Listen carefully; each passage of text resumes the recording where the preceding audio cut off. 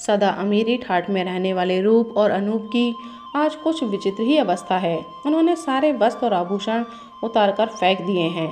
तन पर एक एक फटी गुदड़ी है और कमर में एक एक कौपीन है। भूख प्यास और नींद की कुछ भी परवाह नहीं है। पास में एक कौड़ी नहीं है। वे सहर्ष कष्ट सहन करते हुए पैदल चले जा रहे हैं।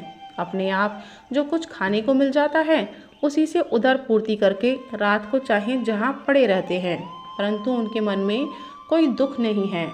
चलते चलते दोनों भाई प्रयाग पहुँचे। वहाँ जाते ही अनायास पता लग गया कि महाप्रभु यहीं पर हैं।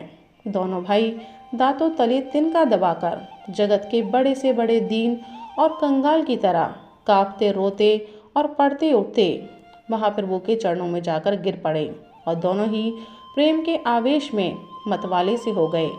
कुछ समय के बाद धीरज धरकर बोले, हे दीन दयामय, हे पतित पावन, हे नाथ, हम जैसे पतितों को तुम्हारे अतिरिक्त और कौन आश्रय देगा।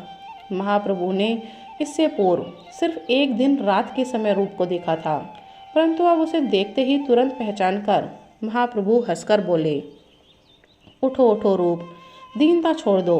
तुम लोगों पर श्री कृष्ण की अपार कृपा है, तभी तो उन्होंने तुम लोगों को विषय कूप से निकाल लिया है। रूप ने कहा, प्रभु सुना है कि सनातन को बादशाह ने कैद कर लिया है। प्रभु बोले, घबराओ मत, सनातन कैसे छूट गया है और मेरे समीप आ रहा है। रूप और अनुपम उस दिन महाप्रभु के पास ही रहे और वहीं प्रसाद लिया। महाप्रभु ने कई दिनों तक उन्हें प्रयाग में अपने पास रखा। रूप के द्वारा प्रभु को बहुत बड़ा कार्य करवाना था। वृंदावन की दिव्य प्रेम लीला को पुनर्जीवन देना था। इसलिए रूप को एकांत में रखकर लगातार कई दिनों तक महाप्रभु ने उसको भक्ति का यथार्थ रहस्य भली भांति समझाकर अंत में कहा, रूप मैं काशी जाता हूँ, तुम वृंदावन जाओ, मेरी आज्ञा का पालन करो, जीवों का कल्याण करो, अपने सुख की आशा छोड़कर वृंदावन जाओ और इसके बाद यदि इच्छा हो तो मुझसे नीलाचल में मिलना। यूँ कहकर प्रभु वहाँ से चल दिए। बड़े कष्ट से धैर्य धारण कर प्रभु के आज्ञा अनुसार रूप अपने छोटे भाई अनुपम के साथ वृंदावन को चले। रूप और अनुपम को वृंदावन भेजकर महाप्रभु काशी चले गए और वहाँ श्री चंद्रशेखर के मकान में ठहरे।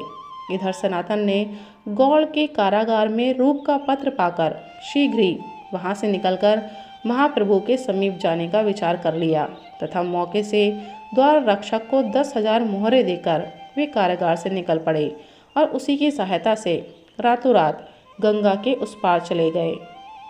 ईशान नामक एक नौकर इनके साथ था। उसने छिपाकर 8 मोहरें अपने पास रख ली थी।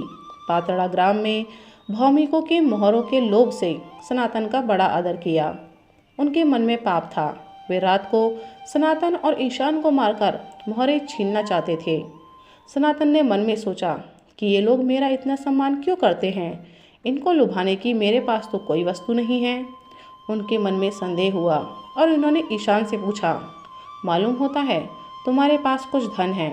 ईशान ने एक मोहर छिपाकर कर कहा, हाँ 7 मोहरें हैं। सनातन ने कहा, भाई इस पाप को अपने पास क्यों रखा?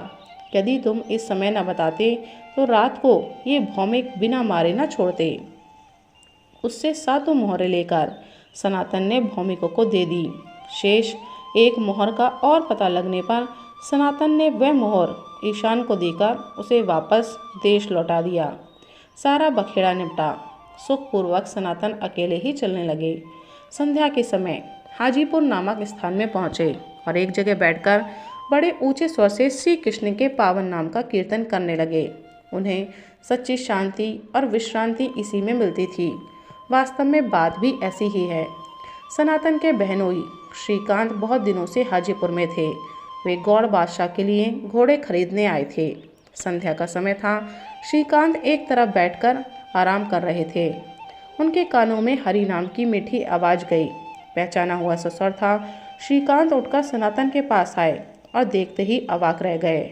उन्होंने देखा सनातन का शरीर जीर्ण हो गया है। वे फटी हुई मैली सी धोती पहने हुए हैं। दाढ़ी बढ़ रही है। मुख पर वैराग्य की छाया पड़ी हुई है और जोर जोर से मतवाले की भांति हरि नाम का उच्चारण कर रहे हैं। श्रीकांत ने सनातन को पुकारकर सचेत किया और उनके पास बैठकर इस हालत का कारण पूछा। सनातन ने संक्षेप में सारी कहानी सुना दी। श्रीकांत ने कहा, ऐसा ठीक नहीं, घर लौट चलिए। सनातन ने कहा, घर ही तो जा रहा हूँ, अब तक घर भूला हुआ था, पराए घर को घर माने हुए था, अब पता लग गया है, इसीलिए तो दौड़ता हूँ। आंखें खुलने पर स्वप्न के महलों में कौन रहता है? श्रीकांत ने समझाने की बड़ी चेष्टा की, परंतु समझे हुए को भूला हुआ क्या समझाएगा। जहाँ वैराग्य का सागर उमड़ा हो, वहाँ विषय रूपी कूड़े को कहाँ स्थान मिल सकता है। श्रीकांत की बातें सनातन के जागृत हृदय को स्पर्श नहीं कर सकी, ऊपर ही ऊपर उड़ गई। श्रीकांत ने समझा कि अब ये नहीं मानेंगे, अतएव सनातन के घर लौटने की आशा छोड़कर उन्होंने उनके राह खर्च के लिए कुछ देना चाहा। सनातन ने कुछ भी नहीं लिया। गहरा जाड़ा पड़ रहा था। श्रीकांत ने एक बढ़िया दुशाला देना चाहा, सनातन ने उसे भी नहीं लिया। श्रीकांत रोने लगे। उनका रोना देखकर सनातन का मन पिघला। भक्त बड़े कोमल हृदय होते हैं, उनसे दूसरे का दुख नहीं देखा जाता। अतएव श्रीकांत के मन को शांत और सुखी करने के लिए उन्होंने उनसे एक भूटानी कंबल ले लिया और देखते ही देखते वहाँ से चल पड़े। श्रीकांत चुपचाप खड़े रोते रह गए। महाप्रभु जिस राह से, जिस गांव से और जिस नगर से जाते थे, सभी जगह अपना एक निशान छोड़ जाते थे। वह था हरि नाम की तुमुल और मत ध्वनि।